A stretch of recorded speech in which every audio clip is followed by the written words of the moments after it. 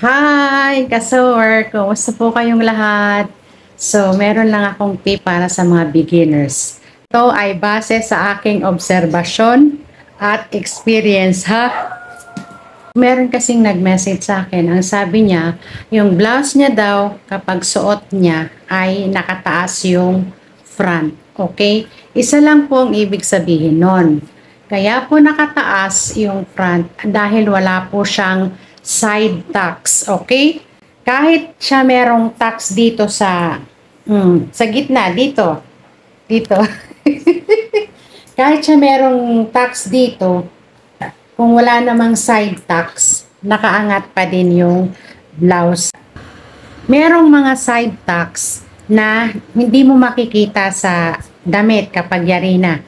Okay, ang reason nun ay sa pattern pa lang, naka-hide na po yung side tucks. Okay?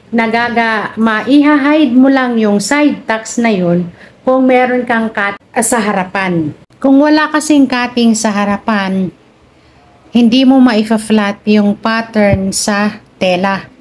Yung pattern ko kulubot, hindi mo siya maifa-flat, okay? Yun lang. Bye! Thank you for watching.